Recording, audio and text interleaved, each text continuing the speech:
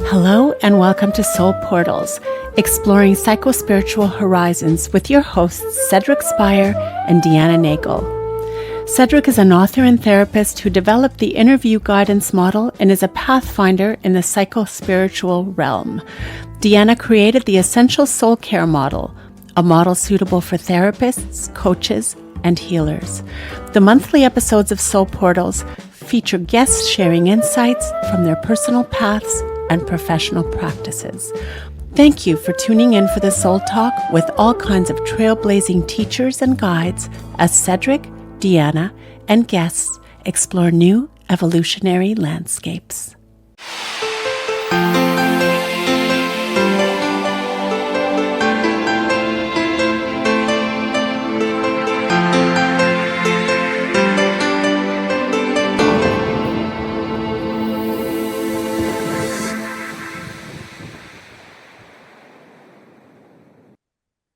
Okay, our special guest is Jo Englesson, and she's a transformational educator and founder of Gratitude Training, and has a book called Source Movement, and creator of Rewired for Peace, developing the gratitude equation. We're going to find out more about those. But I like to start with an opening invocation that goes like this. May the spirit flow freely through our gathering, allowing it to be both energizing and edifying. And part of our flexible structure is an opening quote. I also have a little verse from E. Cummings. The quote, speaking to the theme, is, "If the only prayer you said was thank you, that would be enough." And that's Meister Eckhart, the German mystic from the 13th century. But I just opened this book of poems by E. Cummings, and there's this really beautiful verse. It's about love, but you could substitute gratitude easily. As he says, love is the voice under all silences, the hope which has no opposite in fear, the strength so strong mere force is feebleness, the truth more first than sun, more last than star. So you could go through it with gratitude as the voice under all silences. Beautiful. Yeah, so welcome, Jo. Thank you. And by now people know gratitude is our theme, but you've done a lot with it. My whole life, pretty much. And DeeAnna has a question on that Yeah. subject of your whole life. Yeah, in an hour or so. So my first question is always about what was the spiritual or psychospiritual drive behind you ending up doing your vocation and being who you are? Okay. Well, I'll say this, since we're talking about gratitude too. I grew up in a family in Sweden that used joy and gratitude, but more of a survival mechanism. So I was introduced to, like whether it was through humor or through like, look how great everything is, look how good we have it. But it was this almost like a veil to almost cover the alcoholism and the drama and the pain. But as a child, you don't really know the drama and the pain. And so I really kind of started, like, naturally, I was kind of grateful a lot, and I could always see the good in things, right? I also then, as I grew up, it was very important for me to be liked by people and to seek approval. So that was like, I just want to give you a little bit of who I was prior to the bigger awakening. I was highly intelligent in school. I did very well, success. I was very good at being right, and belonging meant a lot to me. And so I would do anything to have just joy around me and people liking me. So I became like the class clown and that kind of thing. And then what happened was I went to the US when I was 20. and I went to go to college. And so the first thing that kind of changed this for me was I fell in love with a woman. And it was one of those things where I had to really pick authenticity over approval, right? Awareness over fitting in. Because I knew that this would not be accepted in my family. I knew my friends, everyone in Sweden, all this. So I was really struggling internally. So that was like my first step into just kind of coming into who I was to become and standing in my power and standing in my authentic self. Then after that, I moved to California. This was in Virginia. I moved to California and, I lived my life really not super aware, right? Like I was running from something constantly. And then at one point I moved to Florida and I ended up in this transformational training. And it was one of those large awareness group trainings. And it was, for me, it was the moment I walked through the door, it was almost like a bullshit detector. Like it was like all the lights went on almost, right, when I walked through. And I felt like I had to leave all of my stuff behind and walk into this room. And it was like a pressure cooker for me. And it had me realize that I had been living my entire life very left brain, like mathematics in my masculine and like go, go, go. And in that go, go, go, I was really running over a lot of people, especially in relationships. And I also saw that I had this creative side. Now, mind you, like this was still very heady. This wasn't really my body, my soul awakening. So I just want to bring you there. And so I married this creative side with my right brain with my left brain, sort of my spiritual side, more emotional intelligence with this other more certainty and structured side. And it really expanded the world for me.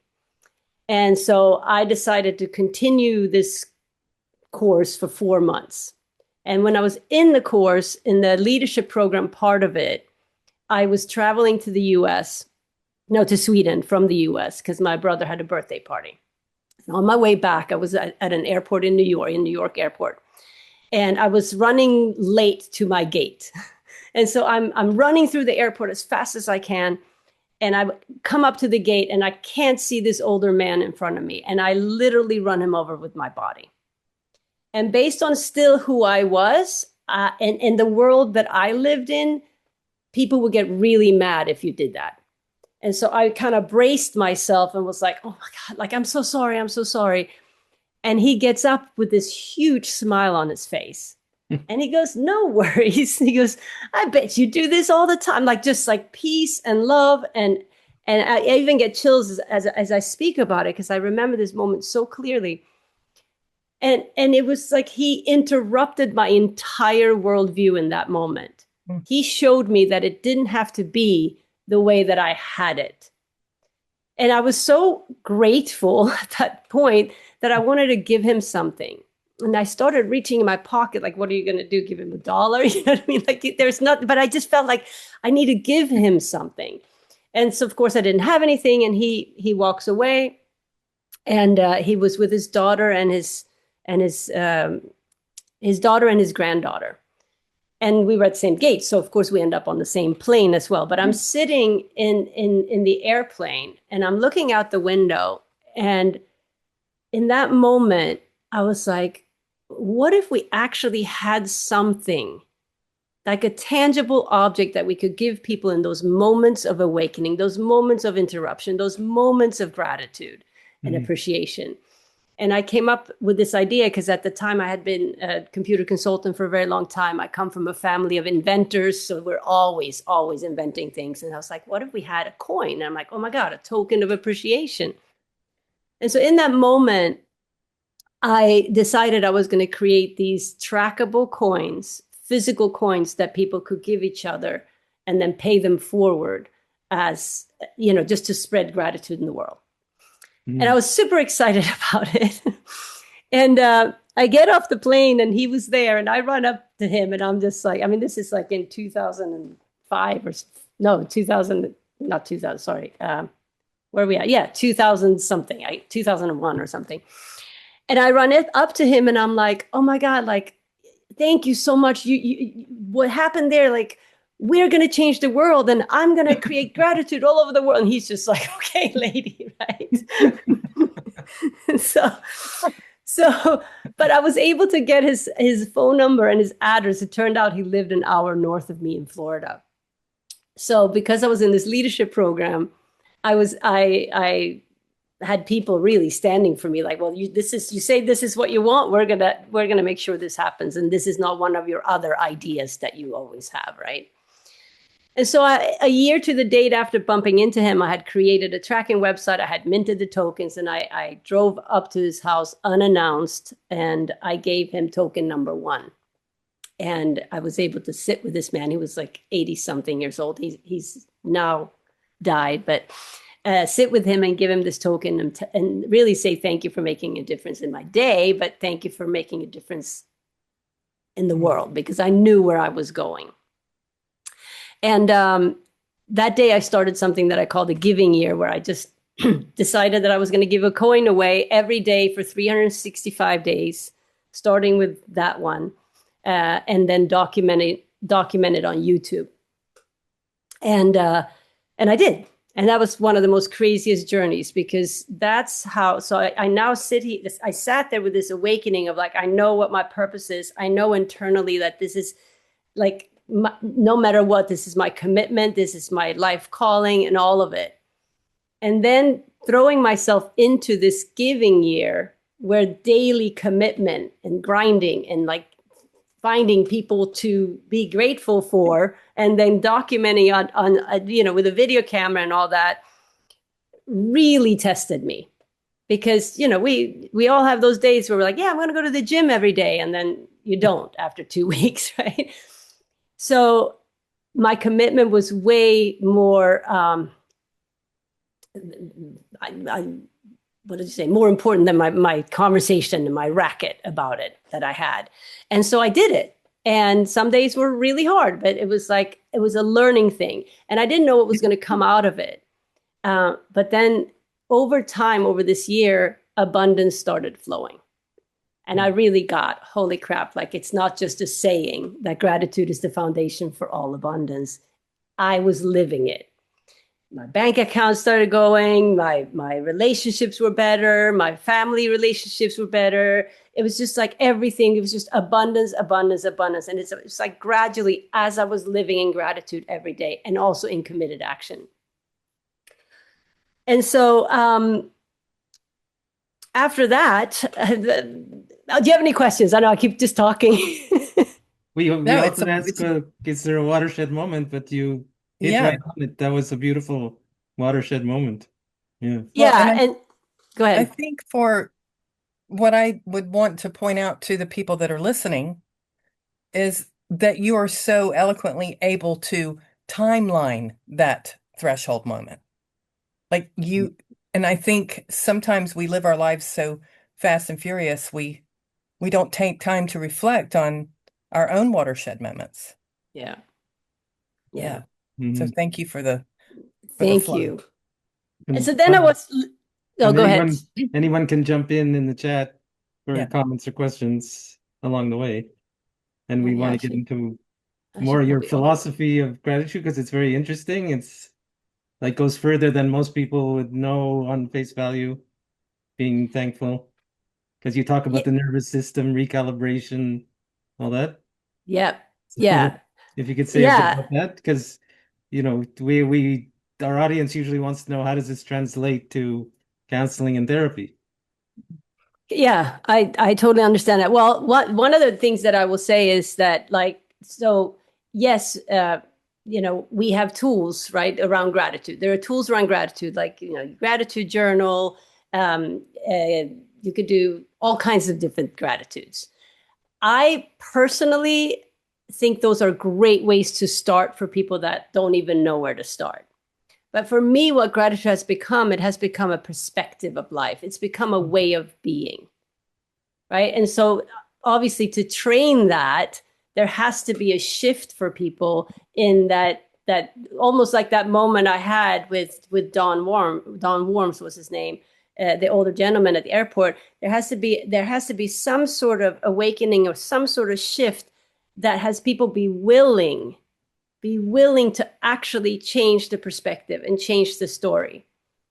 And sometimes it can be through examples. So I'm not a therapist, but if I coach people, sometimes I have to reframe it for them, right? Reframe it like, how could we say this in another way? Mm-hmm. And an example would be, I remember this so clearly. My wife at the time had been gone in India for 3 months at a yoga teacher training thing. And I could only get a call every Sunday for 10 minutes. That was the only time she could call. And I was with my friend. And this one Sunday, for some reason, I had my phone on silent. And I missed the call. And I go, oh, man, I missed the call. And he goes, oh, that sucks. And I'm like, no, this is amazing. She left a voicemail. I get to listen to it all week now, right? It was like that quick. Right. And when we learn that there's always a silver lining, when we learn that there's always something to be grateful for, even just grateful for the lessons sometime, right? Mm-hmm. We slowly begin to change the context that we're being, because we're all like human beings are like a walking context, like we're a walking environment, and who we are being is what generates everything we're seeing. Right. Yeah. So we can't change anything outside of us, but we can certainly change things within. Which affects the outside. Yeah. Do you know the Ho'oponopono prayer? I have never practiced it, but I have heard about it, and I have heard that it's very effective. That's all I know. Yeah. It's almost proof of what you're saying. Because, you can pass like a couple arguing on the street. And if you remember, you say the simple prayer and you look back and you see that their vibe has changed, that they're... Wow. Yeah. That's amazing. Yeah. It is, because, and if you look at it from like a really, I guess, spiritual context, yeah, if you're actually creating everything that you see, then you have also then generated those two people. You've created those two people standing there by your creation, arguing. So it's not like they existed before you arguing and then you came and fixed it, right? It's all you in your dream. No, that is the philosophy behind it. Oh, it is. Okay. Yeah. Okay. Got it. Beautiful. To bring in the devil's advocate question. So how does it apply to like horrendous experience of which we're witnessing all over the world, like the extreme suffering, cruelty, the opposite, which is the inhumanity and the cruelty that people can unleash on each other? Well, I think that the first thing we have to do, and I think this is very, very difficult for people, is to actually take accountability and responsibility for it on some level. Because over time, we have all generated this soup, this environment, because the environment we're co-creating it.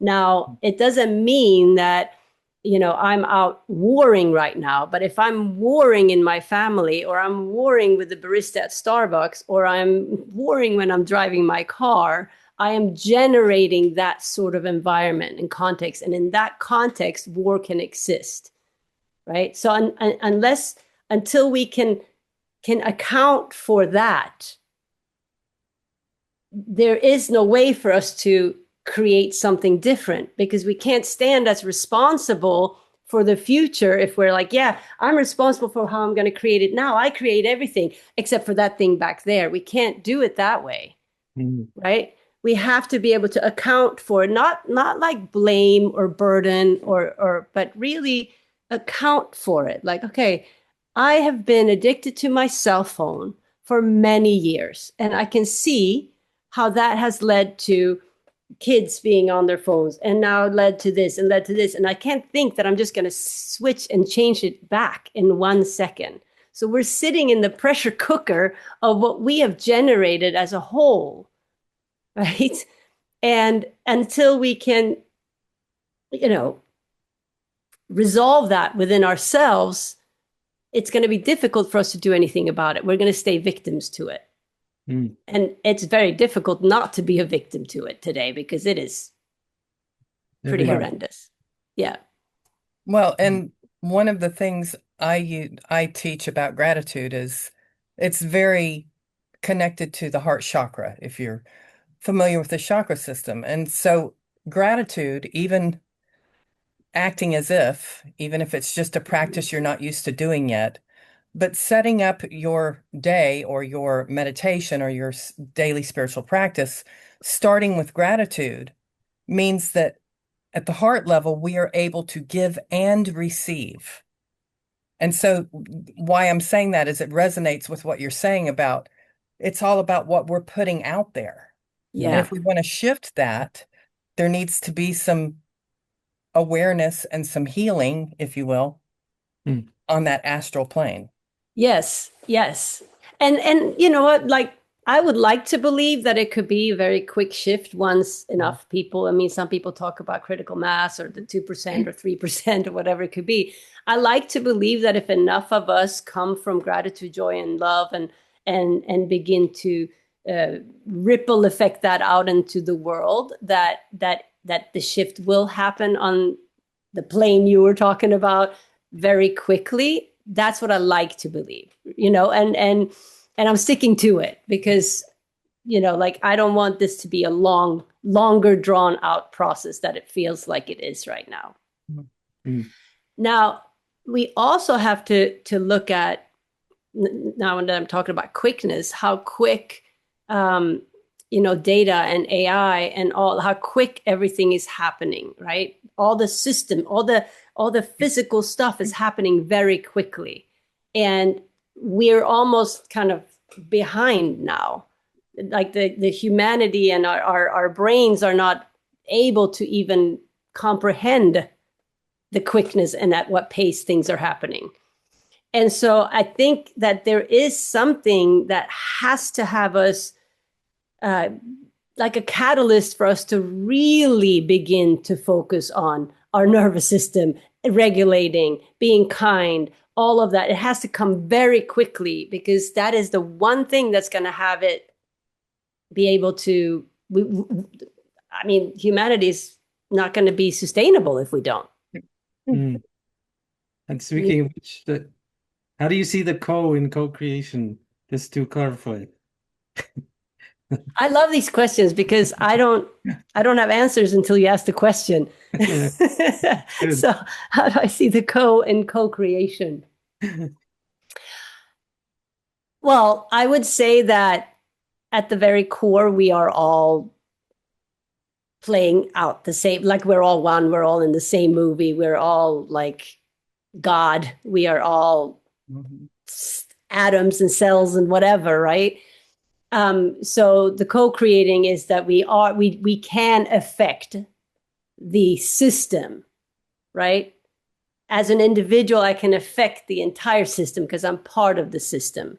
And so the question is, am I going to sit over here and just make my own little ripples, or am I going to try to create a better ripple with other people that are now co-creating with me? And so on a base level, I would say it's energy. Mm-hmm. Agree. Yeah. Oh, good. So I'll spare you the theology level.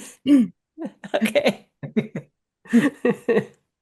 By the way, what was the original training you went to?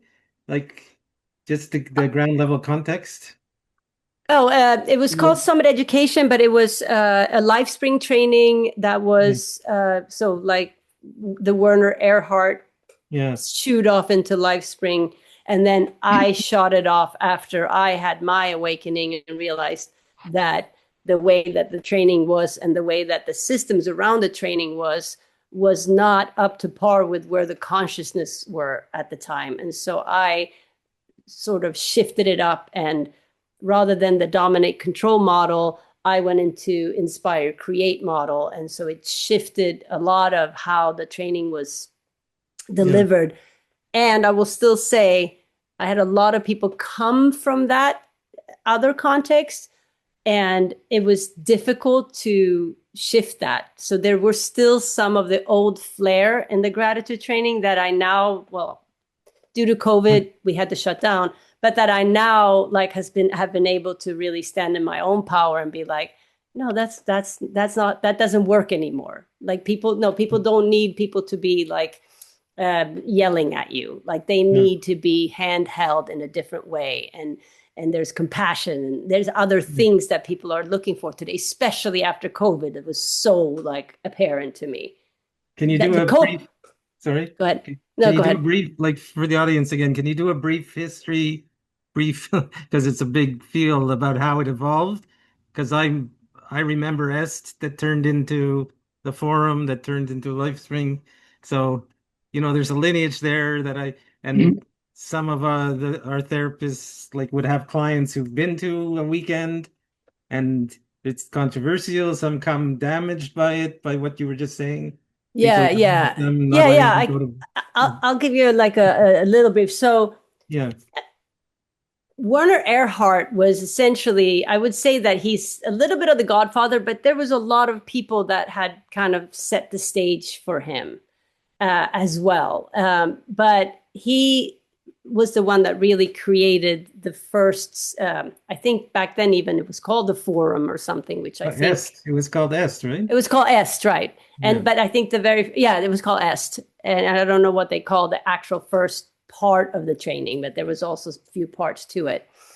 And it was very controversial. And there were some things were shut down, some things, some other people that were working for him took some of the work and did their own spin-offs of it. And it was really kind of messy. And then he had a messy internal like family life that people then started judging, and he ended up fleeing the country. He went to England. I think he's still in England now. But out of that, there was John Hanley. Well, John Hanley created LifeSpring, and he's the one that created the trainings that are very similar to what I had, still based on a lot of the same principles and distinctions that came from EST. And the people that were left, and I know Werner Erhard helped them, and I think he's still involved, started Landmark. And so there was Landmark and there was LifeSpring. Now, the Landmark version was more cerebral. It was drawing more business people and more like committed action, and we're going to create success and that. And then the LifeSpring model was more heartfelt and messy, right? That's the one I picked. But it was the forum. Did that come in somewhere? Because I remember it changed the name. The forum is the part. It's the first part one of Landmark. Okay. It's called the forum. Yeah. Yeah. Okay. And so they're the forum, and we had what back then was called the basic. So it was the forum and the basic. Those were the two like 4 or 5 day like introduction to this work. And then I believe that they also have an advanced now. I know they do actually in the Landmark version. LifeSpring had an advanced course too. And the LifeSpring advanced course, I've never done the Landmark one, but the LifeSpring one was very like, it was like breaking through every single thing that stopped you in your whole life in 5 days. So very intense. And I will say this after having sort of a version of this as my own training. It's not for everyone. But the enrollment pressure that was put on both of these lineages was like, everyone has to do it. Everyone gets to go. This is going to change the world. And if you don't go, you're bad. And it ended up being very culty in that way. And that's why I think for some people, maybe some people that maybe have a nervous system that needs some like calming before they go into something like this, there would be people in trainings that would have nervous, what's that called? Yeah, like psychic breaks and stuff like that. And so I can see the controversy, right? And I was very careful when I was running gratitude training that's not what we wanted. However, there are a lot of people in the world, and there are some people that come in and find things that are still wrong, and then they go research what happened in the past, and then we get a bad rap, right? And then, like I said, I think that we're in a different time and place now, where different methods are working better. But I think back then, I think it was very effective trainings, though. Very effective trainings. Yeah, it's the intensity that's controversial, especially with therapists who have a lot invested in longer term work and believe it's necessary. And that's the very idea that you're going to do something in a weekend is suspect, right? And then depending on the intensity. It is suspect. And what's crazy is that like some of the things that I've seen just in our training rooms back then. I mean, we haven't done them since COVID, but I have seen people stop stuttering in 5 days. I mean, I've seen things that like you can't even begin to believe the kind of breakthrough and awareness and awakening. So what's possible in there is a level of awakening that can actually shift the human being completely, from trauma and things like that. But that's not going to work for everyone. You know what I mean? Right. And that's the danger. Clinically, you need outcome studies, like 6 months later, a year later, 5 years later, right? We didn't have time for that. Those spiritual awakenings or those epiphany moments can happen in a workshop like that or happen looking at a sunset. It's different for everybody. Exactly. And so what I appreciate is that you're saying it was clear that this isn't for everybody, and the shame and guilt that comes with being pressured. Right. Like just putting that layer on before you go into that experience. Wow. Yeah. And then it creates it's not really sustainable, because then it creates an army of people that are in this new box. It was all about coming out of the box or getting out of your box, right? That was the whole training. But then you're coming out in this new, but now I'm in the box of the gratitude training, or I'm in the box of landmark, or and you're still in a box and judging, and people that are different are not doing it or what have you. And so, it's very tricky. Looking back at it, it's very tricky. And it was a very tricky place for me to be. And I had to early on make a choice whether I was going to be a trainer or whether I was going to run the company. And I chose that I wanted to run the company because I'm very much a people person, and I love people and all, the fun and all that. So I was able to do that better, because a trainer would always have to have like some sort of hierarchy or something, right? Right. Because people would look up to them and like God almost, right? And so that was not me. Now I've been able to train online. I do the Rewired for Peace. It's a completely reworked version, just that I have created, that I am training, that's online, and it doesn't have. I mean, that flair is completely gone. Now, are the tools and the powerful distinctions are there? Absolutely, because they are life-changing, but they're not life-changing if you're going to shove it down someone's throat. Right. So I just thought of a question. Sorry. I was just saying, you've created a more collaborative, egalitarian process. Yeah.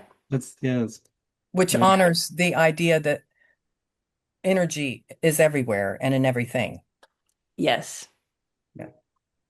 So I just thought of a question for which you can just think of an answer, which is, what's the difference between you and Tony Robbins? I probably dance better.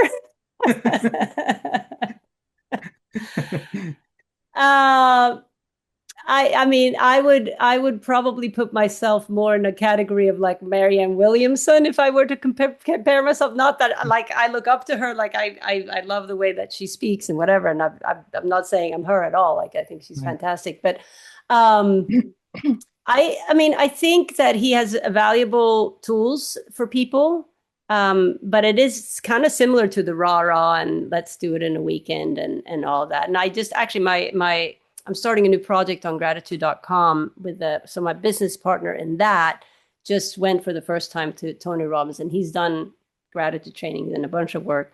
And he actually said that the first 2 days, he was like, but then he got all into it and said it was super valuable. So I don't know. I haven't been. But the guy is a marketing genius, that's for sure. Oh, yeah. Absolutely. Right. Yeah. Right. And I think that he still walks the talk. I think he lives it. And I think he I think he has a good intention behind it. I do. Mhm. I don't know him, but I'm choosing that story. So, can you say a little bit more about that Rewired for Peace project? Yeah, so Rewired for Peace. So now I've done about 14 or 15 of them since I moved it. First, when when COVID hit, I lost the entire gratitude training. The whole project I've been working on for 10 years. We had over 20,000 students, and then so this kind of brings us to my next like big moment. So in 2017. I went to a Vipassana silent retreat, and I thought that was going to love it, but for some reason, my creative mind was just like, I'm going crazy here. So my daughter decided to come 6 weeks early to be born, and so I had to leave 2 days early, which I was kind of happy to do, but that's another story. So I had a premature baby in NICU, and at the very same time, one of the students who was bipolar, should not have been in this class, right? Had a set of twins that were 19, and they were still in the leadership program. Well, I had to kick him out because he was causing trouble on the team, and I realized that he wasn't well. And the moment I told him that I'm going to give you your money back and bless you, he hung up and he said the fun has just begun. And he began to cyberbully me for 2 years, like to a criminal level, like pictures of my house. I mean, it was just like crazy. And so I have a baby in NICU. He's going crazy. And then 3 weeks later, Hurricane Irma comes to Florida and tears off the roof of our 15,000 square foot training center. And there's water standing in every training room. And I'm just like, okay, where's the gratitude here, right? So it was like everything was just upheaval after upheaval. And I went into total doer mode. I was able to like handle it all. And I would even say with grace and gratitude when I look back. But it was a really hard journey. And when I finally started seeing the light, and we started having people, we had a brand new center redone after a few years and everything. We had been in this new center for just a couple of months, and people were coming to the trainings, and I was like, oh, and I had let go of my business partner, who was someone that shouldn't have been a trainer in this kind of environment. COVID came, and we had 150 people in the room. We were the first ones that had to shut down. And I knew in that moment, that this is it. Because I can't move this online. Like we have this, it's too big. I have a cost of $250,000 in expenses with all these employees and trainers every month. I'm underwater in 1 month. And so I shut down completely and had a community that was all upset about it, and handled all like bankruptcies. We lost our house in Lighthouse Point. And then I called my dad and I said that I need a place to land, and we moved to Spain. So I took my wife and my 2 kids and we moved to Spain. And that was the thing here, because I got here and there was a part of me that knew I needed to just stop, because there was a panic part of me that's like, okay, now I need to do this. I need to create money. I need to but there was a part of me that's like, no, you need to give yourself a year. You need to give yourself a year. You need to give yourself a year. And eventually I listened to it, and I pretty much stared at a wall for a year, other than taking care of the kids and doing the stuff. But I was just like, I need to integrate this. I need to understand what has happened. And I always thought if I lost gratitude training, I would be fine. I would just do something else. But it was really my baby. I realized it was my baby. And I was like, okay, I need to grieve this. And then after about a year, like inspiration started popping back, and like little things started happening. And then I was like, well, maybe I shouldn't be so against taking these trainings online. And I began to create. And being an ex-computer consultant kind of helped me too, because Zoom and this world and graphics and all that stuff, I'm like, I can make this experiential enough online that they will have the same breakthroughs and the same lessons. And I created it. And now I made it into 6 weeks, and it's 2 hours a week.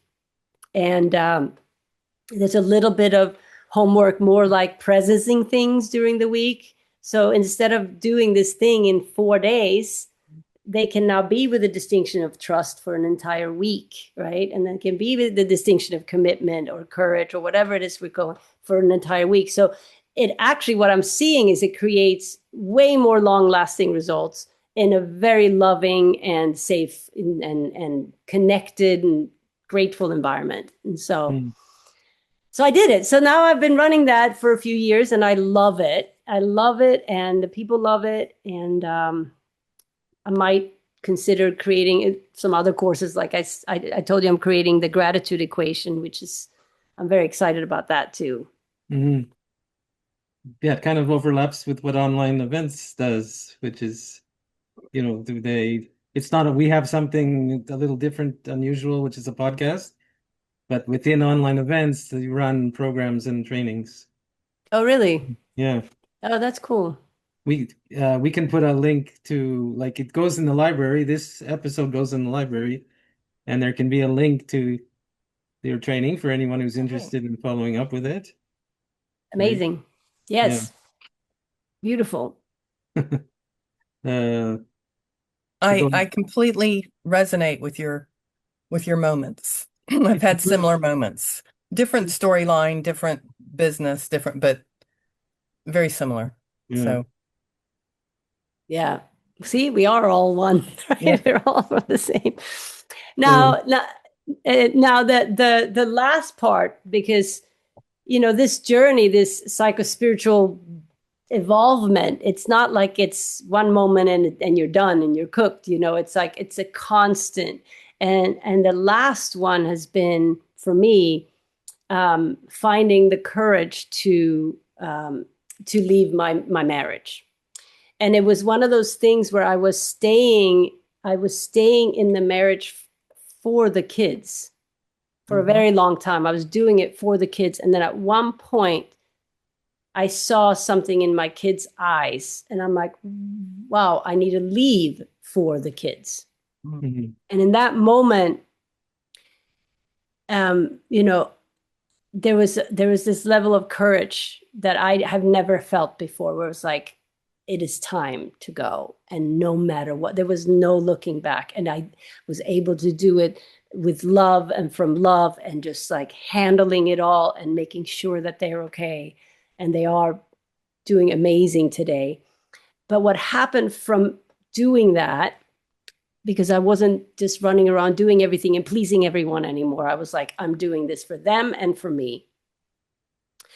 There's been, over the last 6 months, this creeping, I do talk about this in my training a lot, about self-worth and, all the stuff and how related it is to integrity and being your word and living life in integrity with your authentic self. And now I had that experience on a really deep level for myself. And this self-love and self-worth just started creeping in on a level that I have never felt before. And it is so exciting, because it's almost like being in love again, but it's like with myself, but you know what I mean? But it's the same feeling. It's like waking up and feeling completely content, feeling completely like, no matter what's going on outside of me, like I'm here, I'm solid. I know who I am. And that I just know is going to be the catapult for whatever next I'm going to be creating in the world. And I'm lit up about it. Yeah, it's very well said. Mhm. And see, even online in a Zoom meeting, I can feel it in your presence. I can feel Thank you. the integrity, the substantiality. Yeah. Well, and you made a choice to be authentic to yourself. Yeah. Because as a therapist, I've heard many times, I'm staying for the kids. And you had a moment where you realized that maybe that wasn't being That true to wasn't the yourself, best. Exactly. and Yeah. maybe not the best for them either. Right, because if I'm not true to myself and in integrity, then I'm not a good mother either. Then they're seeing Mhm. someone just faking it and doing it and whatever, Exactly. and then they're going to end up in that same loop. And Right. Mhm. there had to be like a snap. There had to be a break. And it's all about the best interests of the kids. And when you hit that point, like you did, then there doesn't have to be guilt about it because in that situation, it was their best interest Yeah, as well yeah, as yours. You know, in our world, we use the term alignment for integrity, like first soul ego hmm alignment, so they're not at odds, and mind body spirit alignment. It's another way of saying integrity. yeah. Yeah. And I see it now.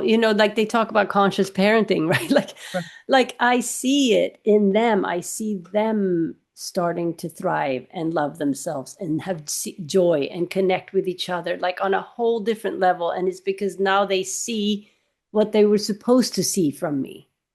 You Right. know? They see, I think for children, it's much better to have two separated adults who are working on their stuff than a couple that's working out of dysfunction Yeah, for Mm. the sake of the children.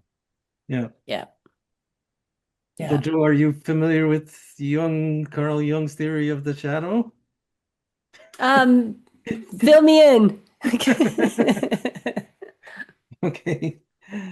Well, he actually predicted the state the world's in because he said if we don't integrate our shadow, which is the split off part of ourselves that we don't accept when we're not integrated, and it happens personally and collectively.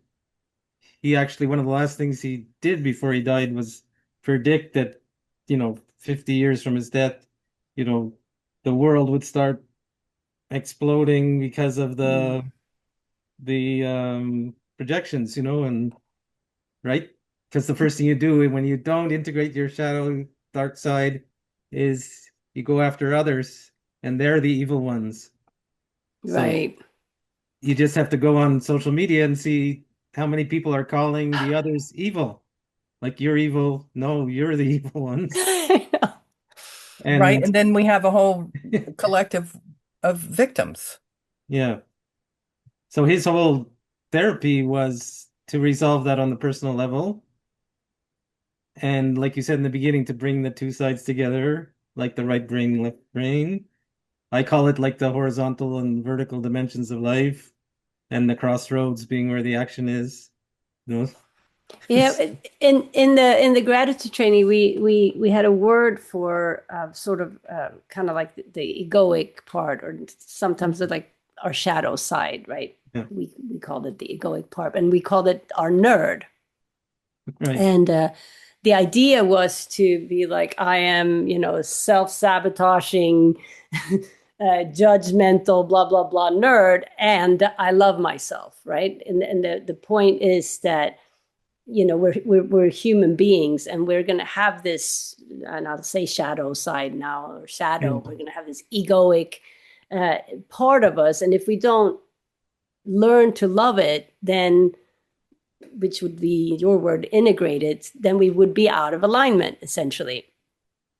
And for me, the way it shows up is I feel like I almost it's almost like I leave my body and watch myself, especially when I'm in my nerd, right? In my shit.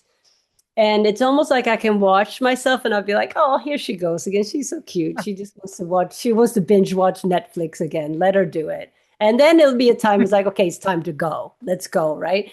yeah, But because I have beat myself up my entire life for not being perfect, you know? And I'm at a place now where it's like there is so much perfectness in the imperfections. And once I got to that place, it's just like I'm just like a fun human being. And when you also can do that, then you can also apologize and clean up a lot quicker.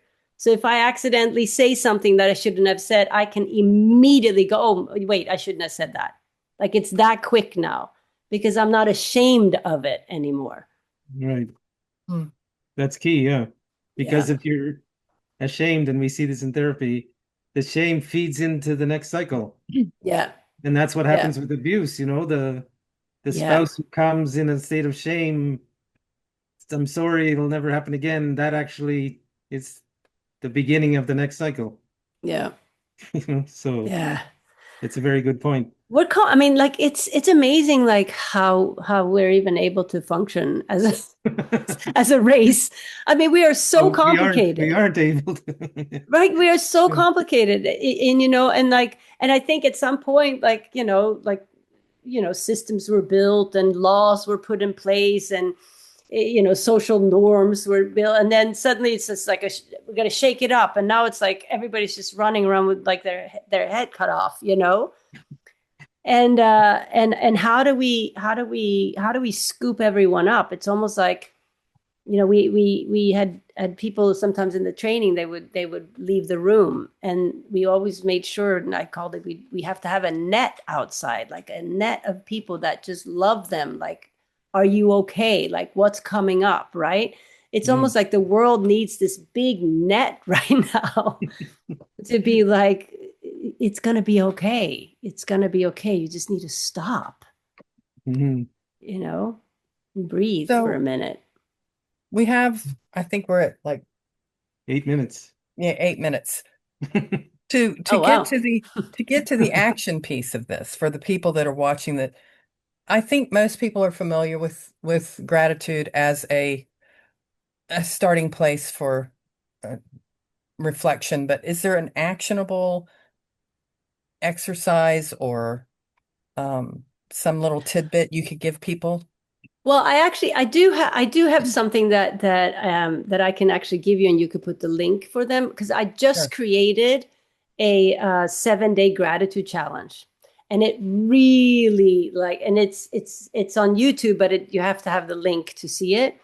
And it really gives you the tools on a daily basis, and it's like, gratitude in action, gratitude in service, and it goes through each of them, and that's something that I would love to give to your listeners if they want. I haven't done anything with it yet. I created it for a platform that is not even up yet, so it's kind of like a sneaky little thing, but I would love to share that as one thing.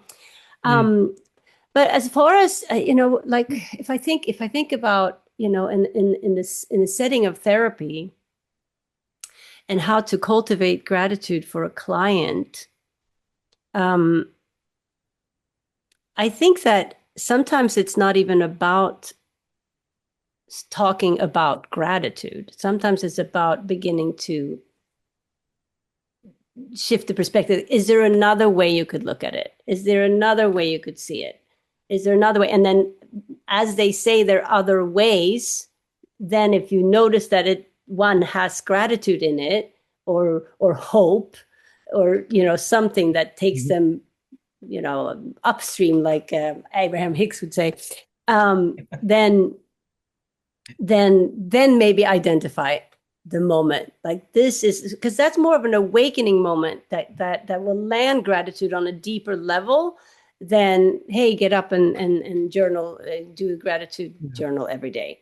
Now, I will still say, with people that have no access or no thoughts of gratitude, that still is a good way. 3 things at bedtime, 3 things in the morning.